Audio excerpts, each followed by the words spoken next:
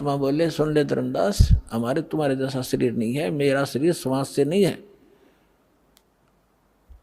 गर्भ योनि में हम नहीं आए, मादर पिदर ना जननी जाए। शब्द स्वरूपी रूप हमारा, के दिखलावे आचार विचारा। और फिर बताते हैं कि जो तू कहता मैं हम हिंसा नहीं करते, और हिंसा करने वाला मोक्ष प्राप्ति नहीं कर सकता। अब आप केवल उन्हीं को हिंसक मानते हो जो मुर्गे काटते हैं, बकरे काटते हैं, गायें काटते हैं।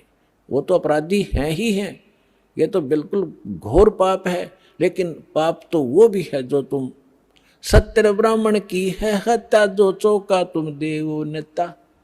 जैसे डेली पोचा मारते हो फिनाइल से, पहले मिट्टी और गोबर से लिपा करते थे, इसमें कहते हैं एक ब्राह्मण की हत्या, भगत, ब्राह्मण माने भक्त साधक, एक भगत। वैसे तो किसी की भी हत्या कर दे आदमी की तो भी घोर पाप है, और भगत की हत्या और ज्यादा पापदायक बताई। फिर कहते हैं अगर तुम ब्राह्मण की हत्या को बहुत बुरी मानते हो तो सत्तर ब्राह्मण की है हत्या, जो चौका तुम देवो नेता। जो तुम रोज चौका लीपते हो ना, और फिर रोटी खाना बनाते हो, इतना पाप इकट्ठा हो जाता जैसे 70 ब्राह्मण मार दिए। 70 ब्राह्मण की है हत्या, जो चौका तुम देवो नेता। ब्राह्मण संस हत्या जो होई, जल स्नान करत हो सोई।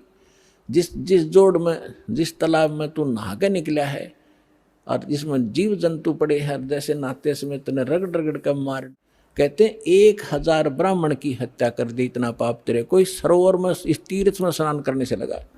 और बांधवगढ़ से यहाँ तक कैसे आए हो, पैदल चल के, और वहाँ से लेके यहाँ तक किस उद्देश्य से आए हो, भ्रमण करने के लिए, तीर्थ नहाने के लिए। तो जितने जीव तूने रास्ते में मारेगा वो भी तेरे बैड अकाउंट में होंगे।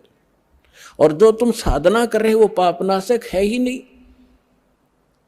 वो तो हमारे पास एक ऐसा मंत्र है, देखो, इच्छा कर मारे नहीं, कोई भक्त चिंतित ना हो जा कि पोचा तो हम भी मारते हैं, खाना तो हम भी बनाते हैं, सैर सपट्टा हम भी करना पड़ता है। तो यहाँ परमात्मा ने बताया कि जैसे आप कपड़ा है, कपड़ा पहनते हो तो उसको वो मैल होगा ही होगा, मैल ना होगा तो उसको साबुन और जल उसका साधन बताया है कि उसको स्वच्छ रखो। जानबूझ कर तो गोबर में गिरा नहीं, वो गिरा तो मूर्ख है, वो तो महा मूर्ख होगा, उसका तो इलाज क्या है, उसको क्या समझा। जानबूझ के करे नहीं, और ऐसे को स्वाभाविक होता है तो उसका विकल्प है। तो जानबूझ के है जैसे बलि चढ़ाना, ईद बकरीद मनाना, या और भी माता बकरे मांगे, वहाँ दारू चढ़ती, शराब चढ़ती है, फलान बकवास करते, तो ये नहीं करना। ऐसे करोगे तो पाप है। और ये भी पाप है जो आप डेली करते हो। यदि आपके पास साबुन सही नहीं और जल नहीं तो वो कपड़ा आपका मैला होते होते इतना हो जाएगा, पहचान में नहीं आएगा इसका कलर क्या है। तो आज आप जो साधना करते करते चल रहे हो, आपके ऊपर इतने पाप कर्म जमा हो गए, आपका अंतःकरण मैला हो चुका है। और इसको प्रतिदिन साफ करने की जो साधना आपने अपनाई है, ये साबुन और जल नहीं है, गारा को गारा में ही लपेट रहे हो आप इसको। गीता अध्याय नंबर 16 के श्लोक नंबर 23-24 को याद रखना। इसमें और भी काफ़ी वर्णन दिया है, क्योंकि ये कभी जब आप एक बार सेटिंग हो जाएगी हमारे इस ज्ञान की, पूरे भक्तों के हृदय में समा जाएगी, फिर एक इस अमृतवाणी को अच्छी तरह पूरा कंप्लीट, जैसे रामायण की तरह पूरी कथा सुना कर सेट करके सुनाएंगे आपको। लेकिन अब हिंट इतना ही काफ़ी है। तो फिर परमात्मा उनको सुनाने लगा, समझाने लगे कि ये सुनाई, सृष्टि रचना सुनाई परमात्मा ने, सारा कुछ कह की। धर्मदास फिर बौखला गया, क्योंकि मन में फिर दोष आ गया कि ये लगे मुसलमान ही, फिर माँ विष्णु महेश को कहता है ये तो नासवान है, इनकी माता है, हमने कभी सुना नहीं। तो फिर अंदर में दोष आ गया और नाराज हो गए कि ब्राह्मण क्या कहने लगे। धर्म कह सुन जिंद तुम हम पाए दीदार। क्या कहते हैं, तेरे देवन की महिमा अपारम, ये है सर्वलोक करतारम। फिर वही बोलने लग गया क्योंकि 3 देवता की महिमा अपरंपार है, ये तीनों, ये सर्व लोकों के करतार हैं। त्रिदेवन की महिमा अपारम, ये है सर्वलोक करतारम। सुन जिंदा क्यों बात बनावे, झूठी कहानी मोहे सुनावे। मैं ना मानू बात हमारी, मैं पूजतू विष्णुनाथ मुरारी। शंकर गौरी गणेश पुजाऊं, इनकी सेवा सदा चितलाऊं।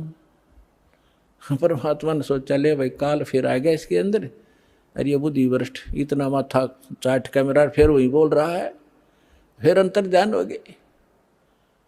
और जब वो कह तो गया गुस्से में, क्योंकि ये पिछला ऐसी बनती है, कई जितने भी आप यहाँ आए हो 90% जिन्होंने पहली बार यो ज्ञान सुना या टीवी पर देखा, 20 गाली दी होंगी दास को, ये क्या बकवास कर रहा है, ब्रह्मा विष्णु में इसको क्या बता रहा है। और आज आपको क्या दिखाई देता है, आपका मोतियाबिंद था, वो दास ने ऑपरेशन कर दिया इस ज्ञान से, परमात्मा के ज्ञान से। आज इसको, इस ज्ञान के अतिरिक्त आपको कुछ भी दिखाई नहीं देगा। तो वही धर्मदास के साथ बनी। अब परमात्मा अंतर ध्यान हो गए, अंतर ध्यान हो गए। देखो जब तक लाइट है, एसी रूम में बैठे हो तो कोई दिक्कत नहीं, और लाइट से ली जा बिजली, और फिर देखा हालत आपकी, पसीने आ गए, हाहाकार मच गया। तो इसी प्रकार जो परमात्मा साथ बैठे थे, बड़ा काल दूर था, कोई परेशानी नहीं थी, कोई चिंता ऐसी नहीं सता रही थी। और जो भगवान वहाँ से हटे तो यह चिंता कि ऐसा ज्ञान अरब यु कभी नहीं आवे, क्यों दूसरी बार मैंने धिक्कार दिया तो बुरा हाल हो गया। तावारोवत धर्मनि नागर, कहाँ गए मेरे सुख के सागर। अति वियोग हुआ हमसे ती, जैसे निर्धन की लुट जा खेती। हम जाने तुम दे स्वरूपा, हमारी बुद्धि अंधगर गुपा। हमने तो आपको मनुष्य मान लिया हमारे जैसा, और हमारी बुद्धि तो अंधे झेरे कुएं जैसी है। भगवान हम कैसे उठ सकते हैं ऊपर को। हम तो मानुष रूप तुम जाना, सुन परमेश्वर का किया पियाना। हमने तो आपको अपने जैसा मनुष्य मान लिया। ये भगवान आप चले कहाँ गए, मुझे ये बता दो। बेग मिलो कर हूँ अपघाता, मैं ना जीवूं सुनो विधाता। या तो जल्दी दर्शन दे दो, नहीं आत्महत्या करूंगा, मैं रह नहीं सकता। ऐसा ज्ञान सुना दिया, या पूजा कर नहीं सकता, आगे मार्ग मिला नहीं। अब शॉर्ट में बताऊंगा क्योंकि समय ज्यादा होगी। ऐसी बहुत बार घटनाएं हुई, बहुत बार, लेकिन बहुत शॉर्ट में बतानी पड़ती है क्योंकि समय, ये कथा और समय सीमित है, जीव की अक्षमता भी सीमित है ज्ञान ग्रहण करने की, इसलिए। तो वहाँ से धर्मदास जी घर आ गए और बुरी तरह रो, जैसे बच्चों के माँ बाप मर जाते। और उसकी पत्नी ने पूछा कि आप क्यों रो रहे हो, लेकिन वो बोल नहीं सके, क्योंकि जब मन भर आता है आवाज निकलती नहीं, तो सच्चे दिल के अंदर जब रोना आता है। अब आमनी देवी उनकी धर्मपत्नी ने पूछा जी कैसे जल्दी आ गया आप, तो आपने तो बहुत समय लगाना था, 2 ढाई 3 महीने का टूर प्रोग्राम था आपका। वो बोल नहीं रहा, अंदर जाके अपने कमरे में, मकान में ऐसे मुंदे मुंह गिर गया और ऐसे रोए जैसे बच्चों की माँ बाप दोनों मर जाते हैं, बुरी तरह तरफ तरफ कर रोते हैं। आमनी ने सोचा, अपने मन में विचार किया कि हो सकता है मैं कंजूस हूँ थोड़ी सी, ये दान धर्म घना करा करता है और मैं इसको टोका टाकी कर देती थी कि हिसाब का धर्म हुआ करता है, अब ज़्यादा मत लुटाओ खजाना, बच्चे भी पालने हैं। तो हो सकता है इसका किसी ने रास्ते में धन चोरी कर लिया हो, यात्रा खर्च ना रहा हो, इसलिए वापस आ गया हो। और ये रो रहा हो इसलिए कि अब आमनी फिर इसका माथा ठनकेगा, आमनी का पैसे मांगूंगा तो वो कह रही है जी कोई बात ना, किसी ने आपके धन चोरी कर लिया, कोई बात नहीं, आप और ले जाइए कि परमात्मा ने तुम्हारे कमी छोड़ रखी है, बहुत धन है आपके, ले जाना, मैं कुछ नहीं कहूँगी। तो वो अपने हिसाब से सोच रही है कि शायद इसलिए रो रहा है। काफ़ी देर रोने के बाद जब हल्का दिल हो लिया और वहीं से रोने लग गया था, तब धर्मदास ने कहा, आमनी मेरा धन अगर निकल जाता, चोरी हो जाता, मैं नहीं रोता और ले जाता तेरे को समझा बुझा के, लेकिन आज मेरा वो धन गुम हो गया, चोरी हो गया, शायद मुझे मिला नहीं, और वो नहीं मिलेगा तो मैं जीऊँगा नहीं, संसार में रह नहीं सकता। तूने सारी कहानी बताई, सारा कुछ बताया जो परमात्मा ने सृष्टि रचना सुनाई थी धर्मदास को। धर्मदास जी ने अपनी पत्नी को टू दी वर्ड सुना दी, वर्ड टू वर्ड सुनाई, सारी कथा बताई, नो घटना घटी। ऐसे महापुरुष मैंने हाथ लगा के देखा, उनके शरीर कति तो रुई जैसा था। तो उन्होंने बताया, आमनी कहने लगी, आप व्यापारी होकर के, आप लाला होकर के, सेठ होकर के सौदा चूक गए। रामकृष्ण से कौन सी अपनी रिश्तेदारी थी? इनका ज्ञान सुना था तो ये अच्छे लग रहे थे, इनसे श्रेष्ठ ज्ञान सुना, आपने सौदा क्यों नहीं करा, चरण क्यों नहीं पकड़ लिया, आपने वाद विवाद नहीं करना चाहिए था। धर्मदास कह रहा है कि इसीलिए तो रो रहा हूँ, मेरी बुद्धि पर पत्थर पड़ गए और इसलिए रो रहा हूँ। मैं जिंदगी में पहली बार सौदा चुका हूँ, जो घाटे का सौदा करके मैं घर आया हूँ। दुर्भाग्य आ गया मेरा, उल्टे दिन लग गए मेरे। बहुत रो रहा है, 6 महीने हो गए रोते रोते। बाहर बैठ जा गली में, कोई काम नहीं, अयूं देखे महात्मा वो फिर आ जा। बहुत दूर तक जंगल में देखने जाता है। एक समय पता लग गया कोई साधु संत गांव से बाहर जंगल में बैठा है, बड़ा विद्वान पुरुष है। कुछ आशा की किरण उगी, जाके दर्शन किए, दर्शन से नहीं पहचान हो सकती, साधु वेशभूषा बदल लेता है वो। प्रसन्न ज्ञान से पता चलता है। अब धर्मदास जी ने प्रश्न किया कि महात्मा जी, ये ब्रह्मा विष्णु महेश के माता पिता कौन है, इनकी क्या जन्म मृत्यु होती है? तो वो महात्मा कहता है, ये तो अजरो अमर है बच्चा, आपने किसने बहका दिया, ये सर्वेश्वर हैं, इनके कोई माता पिता नहीं, अजन्मा है, ऐसे है। उठ कर चल पड़ा, नहीं रॉन्ग नंबर है, तो इसको कुछ नहीं पता, ये तो खाकी आदमी है, वो नहीं है जिसकी मुझे तलाश है। उस ज्ञान से पता लगा। फिर रो बुरी तरह, फैसला कर लिया भगवान, या तो मिल जा ना मरूंगा। तब उसकी पत्नी ने कहा कि ऐसे नहीं मरते, मरने से कौन सा मोक्ष हो जाएगा, आप बताओ ना। वो मिलते कुछ तो उन्होंने बोला होगा वार्ता में, तो परमात्मा ने प्रेरणा की आमिनी में, आमिना के आमिनी देवी में प्रेरणा, तो धर्मदास में प्रेरणा की। अको हो वो ये कह रहे थे कि जहाँ भी धार्मिक अनुष्ठान होते हैं, भंडारे होते हैं, साधु संत भक्त इकट्ठे होते हैं, वहां मैं पहुंच जाता हूँ अपना ज्ञान सुनाने के लिए। तो आमनी बोली, जी भंडारा ही कर दो फिर। उसने 1 दिन का कहा था, आमनी ने, धर्मदास जी ने 3 दिन का रख दिया कि पता लगते लगते देर हो जाती है, तीसरे दिन तावेंगे। तो 3 दिन का भंडारा कर दिया, साधु संत भक्त आमंत्रित कर दिए, दूर करते तीसरा दिन चला गया, सभी साधु भक्त संत आहार करके जाते रहे। तीसरा दिन आफ्टरनून हो गया। अब धर्मदास ने फाइनल कर लिया, यदि आज परमात्मा नहीं आए, फाइनल कर लिया कि फांसी खा कर मरूंगा आज, हृदय से कति फाइनल कर लिया। वो तो अंतर्यामी है, आज पक्का काम बिगाड़ेगा यू।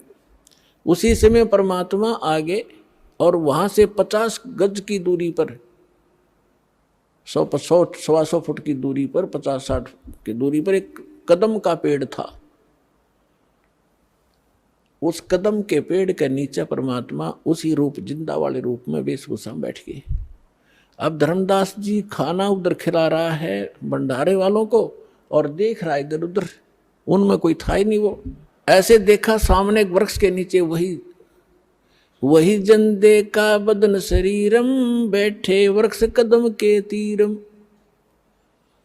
वही जिंदा महात्मा का शरीर और एक कदम के पेड़ के नीचे बैठे हैं। भाग्या गया दौड़ कर, शरणों में पड़ गया, बुरी तरह रोए। इसको मैंने ताव दिया है, लोहे जैसा ताव दिया, जैसे लोहा गर्म कर दिया जाता है तो लोहार उसका दुश्मन नहीं होता, या सुनार सोने को गर्म करता है, इसलिए कि जो चाहो आभूषण बनाऊंगा। और ये पहले काल का एजेंट बन रहा था, मेरी एक नहीं सुना था, सारी बात साची मान लेता, फिर जो ना मुकर जाता था। तो बेटा अब इसका लोहा गर्म कराया है मैंने, 6 महीने तक इसको तड़फा के, अब मैं जो कहूँगा ये सारी स्वीकार करेगा, इसलिए ये ताव दिया था। अब ये सारी बात सुनेगा, मैं साथ था इसका, मरने थोड़ा देना था इसको। तो फिर दोनों ने उपदेश लिया। फिर क्या हुआ, धर्मदास ने रट लगा दी, भगवान मुझे वो वो लोग दिखा दे, वो लोग दिखा दे। परमात्मा बोले अरे मैं जो कह रहा हूँ वह मान ले, देख लेगा जब भी वही बात है, मुझे विश्वास कर, मैं झूठ नहीं बोल रहा, कि नहीं वो स्थान दिखा दो, वो भगवान कैसा है। परमात्मा ने खुद कह भी दिया कि मैं परमात्मा हूँ, मैं सारी सृष्टि का रचनहार हूँ, लेकिन ना जची। तो परमात्मा ने कहा ठीक है दिखाऊंगा, कभी समय आने दे। एक दिन परमात्मा आए और उनको लेकर के सतलोक गए, शरीर वहीं रहा। ऊपर जाकर दिखा के लाए, जो वहां जाकर जो नीचे से साधु परमात्मा जिंदा रूप में थे, सामने वही तख्त पर बैठे दिखाई दिए, और उनका शरीर बहुत तेजों में था। और वहां की सारी सृष्टि देखी, वहां से ही स्त्री और पुरुष गांव के गांव बसे हुए हैं, बहुत सुंदर महल हैं, बड़े सुंदर शरीर हैं उनके, और सुंदर आभूषण पहनते हैं, बड़ा प्यार से रहते हैं। तब धर्मदास ने कहा भगवान मुझे यही रख लो। हे परमात्मा आप तो सचमुच मतलब मूर्ख हूँ, आप स्वयं मालिक हो, हे भगवान मुझसे गलती हुई, माफ करो, मुझे यहीं रख लो। परमात्मा बोले नहीं, आपको वापस जाना पड़ेगा, आप भक्तिहीन हो चुके हो। मैं ऐसा मंत्र सतनाम दूंगा 2 अक्षर का, और फिर सार नाम दूंगा, इनकी भक्ति से, इनकी साधना से, 2 में विधि बताऊंगा, शीघ्र धनी हो जाओगे। और फिर यहाँ जाना बच्चा, फिर मेरा गवाह बना, आपके भाई बहनों को बता कि सचमुच वास्तविकता क्या है। तब वापस भेजा। 3 दिन बीत गए इसी कारण में। 3 दिन तक सब रिश्तेदार इकट्ठे हो गए कि धर्मदास कोमा में गया, पागल हो गया, बेहोश हो गया, जादू जंत्र करनिया महात्मा इनके घर पर आता था। अब जो ही तीसरे दिन होश में आया, सारे आसपास बैठे। यदि वो आसपास ना बैठे होते तो वो यूं सोचता स्वप्न होगा, और वो देखा तो सचमुच तो मर चुका, यूं न तो मरा मान लिया, लेकिन श्वास चल रहे थे, अचेत थे। तब धर्मदास को विश्वास हुआ, परमात्मा ने बताया कि मैं काशी में आया हुआ हूँ, बनारस में, वहाँ धानक रूप में रहता हूँ, जुल्हे का काम करता हूँ। अब यह तसल्ली हो नहीं कि वो भगवान यहाँ रह रहा होगा। तो जितने भी सब रिश्तेदार थे वो तो खुशी मनाई, भाई धर्मदास जीवित हो गया, चोखा धन्य है भगवान। फिर वहाँ पहुँचा, जाके बनारस में देखा भगवान सामने, ओए होए वही बैठे जो के चरणा में पड़ गए। पहले प्रथम मंत्र दिया था, फिर सतनाम दिया, धीरे सार नाम देकर फिर कसम दिला दी, धर्मदास मेरी लाख दुहाई, ये सार मूल ज्ञान जो मैं तुझे बता रहा हूँ अभी कहीं बताना नहीं, और ना ये सतनाम देना किसी को, ना सार नाम देना, नहीं तब धर्मदास तेरी मेरी लाख दुहाई, सार नाम की दबार ना जाई, मूल ज्ञान बार जो पढ़ी, बिजली पीढ़ी हंसनी तरी। और ये सार नाम को तब तक छुपाई जब लग 12 पंथ ना मिट जाई। कलयुग बीतता 5500 पाचा, जब मेरा वचन होगा साचा। चौथा युग जब कलयुग आई तब हम अपना अंश पठाई, और फिर हम पूरे विश्व को पार करेंगे। धर्मदास ये छुपा के रखना। पुण्यात्माओं इस अमर कथा में अरुचि ना करना है। असंख्यों युगों के बाद तुम्हारा बिल्ली के बागों छीका टूटा है, ये इसको छक छक कर खा लो और कल्याण करा लो।